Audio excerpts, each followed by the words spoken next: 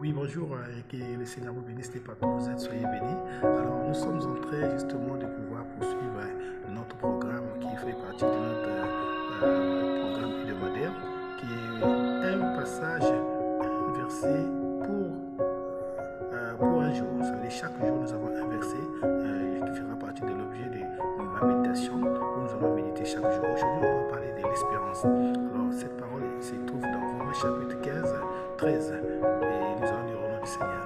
Que le Dieu de l'espérance vous remplisse de toute joie et de toute paix dans la foi. Et pour que par la puissance de Saint-Esprit, vous abondiez en espérance.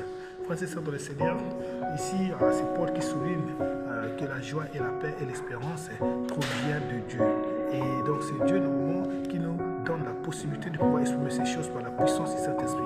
Frères et sœurs, c'est pas facile de vivre des temps difficiles, des moments où vous êtes vraiment accablés, des moments pénibles. Si seulement si le Saint-Esprit ne travaille pas, si le Saint-Esprit ne nous inspire pas, si le Saint-Esprit n'est pas l'élément moteur, c'est pas du tout facile, frères et sœurs. Voilà pourquoi nous devions seulement être appuyés, soutenus par le Saint-Esprit. Il n'y a que Dieu qui est d'abord à l'origine, qui est l'auteur, bien-aimé, de notre espérance. Et c'est le Seigneur qui nous donne le temps, frères et sœurs, pour que nous soyons remplis de joie et nous soyons remplis de paix, nous soyons remplis de foi. C'est-à-dire qu'il y a des problèmes qui peuvent arriver dans ce monde qui va traumatiser, qui va tourmenter, qui va déstabiliser notre foi.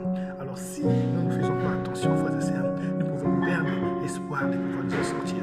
Nous avons la foi, mais cette foi doit être racinée par ce qu'on appelle l'espérance. Et l'espérance, ça veut dire la confiance. La confiance que peu importe le temps, même si aujourd'hui vous pouvez vous retrouver dans la galère, vous êtes dans le chômage, vous travaillez, mais vous êtes un travailleur malheureux. Vous êtes dans un foyer, vous êtes dans une famille, mais vous êtes malheureux.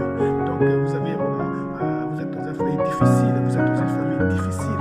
Vous êtes dans une situation où traverser l'ombre de la mort. Ça veut dire que vous êtes dans les moments où vraiment des moments les plus pénibles.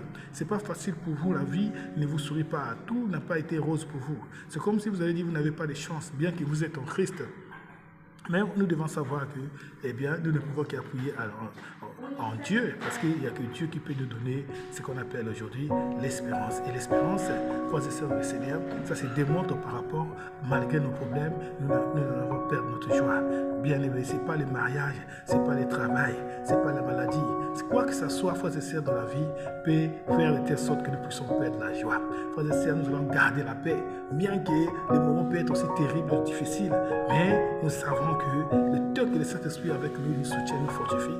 Alors, nous avons notre esprit tranquille, vraiment pouvoir surmonter, avoir la maîtrise de soi par rapport aux situations.